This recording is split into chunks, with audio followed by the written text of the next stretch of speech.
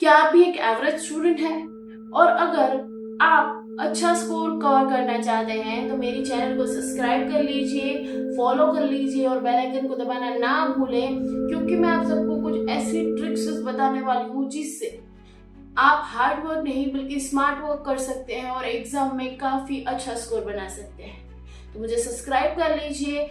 चलो बताती हूँ।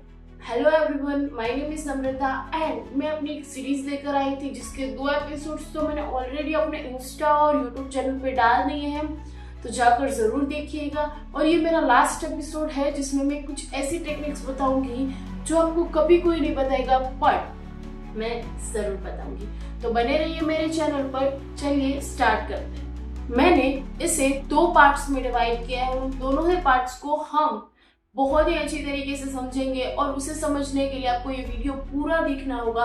तो बने रहिए वीडियो के साथ, जिसमें उन दोनों ही टेक्निक्स को और दोनों ही पार्ट्स को अच्छे से समझने के बाद आप उन्हें अपनी स्टडी में अप्लाई कर सकते हैं और एक एवरेज से बहुत अच्छा स्कोर कवर कर सकते हैं। सो चलिए स्टार्ट करते हैं उन दोनों ही पार्ट्स और वो 2 नए चैप्टर्स को जो आपकी पढ़ाई को पूरी तरीके से बदल देंगे। चलो शुरू करते हैं, जिसमें सबसे पहले O means old question paper.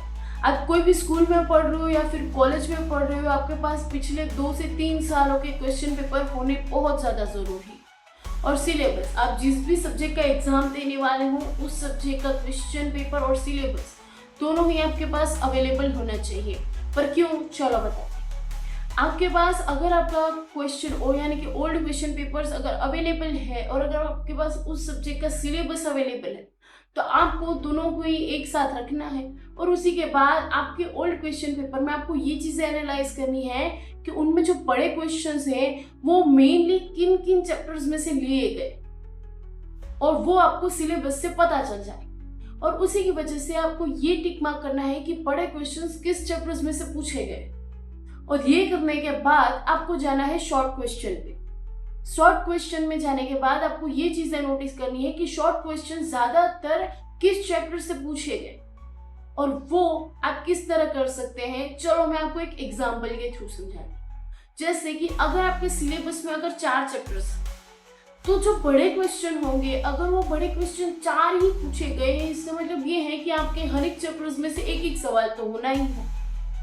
फिर आपको उस चैप्टर में देखना है और उस ओल्ड क्वेश्चन पेपर में देखना है कि कौन से साल में या फिर किस किस सालों में एक जैसे सवाल रिपीट हुए। बस उन सवाल को नोट करो अपने बुक में या किसी भी पेज में और उसके बाद उसके पूरी एनालिसिस करना है। उसी के बाद आपको क्या करना है वो मैं आपको अपने सेकेंड चैप्टर में बताऊंगी, यानी कि सेकेंड पार्ट में बताने वाली हूँ। तो चलिए चल। आप सबके मन में कई सारे सवाल होंगे, जैसे कि मैंने अपने पहले पार्ट में टी मीन्स टेक्स्ट बुक के बारे में क्यों नहीं बताया, क्योंकि ये एक बहुत बड़ा सस्पेंस है, क्योंकि उसमें ही एक ऐसी ट्रिक है अगर आप एग्जाम में पास नहीं भी हो रहे हो ना और अगर आप उस ट्रिक को लगाते हो तो आप एग्जाम में पास हो सकते हैं। तो चलो बताती हूँ वो ट्रिक कौन सी है।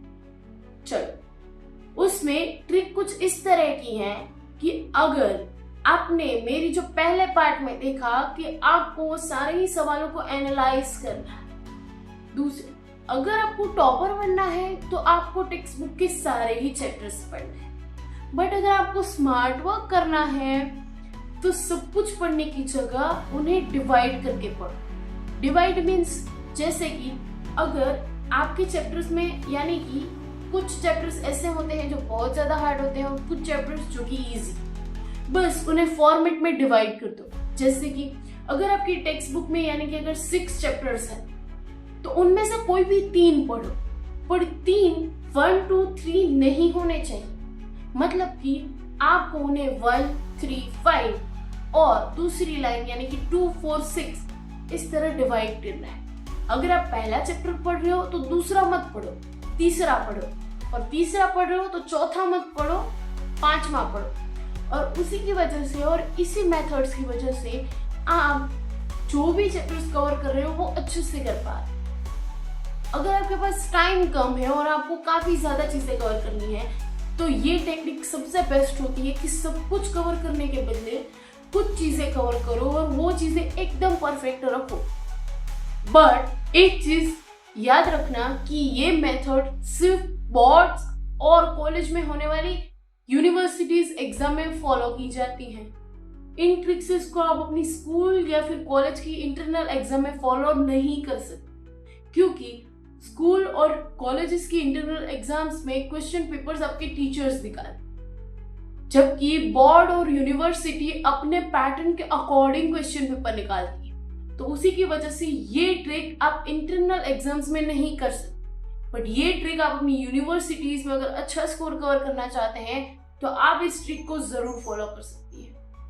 बने रहिए मेरी इस चैनल के साथ, और मैं अपनी अगली सीरीज किस टॉपिक पे बनाऊं तो मुझे कमेंट करके जरूर बताना, और मेरी चैनल को सब्सक्राइब कर लीजिए, इंस्टा पे फॉलो कर लीजिए और बेल आइकन दबाना ना भूलें, जिससे मेरे सारे ही अपडेट्स आप तक सबसे पहले पहुंचे। बाय बाय, जय श्री कृष्ण।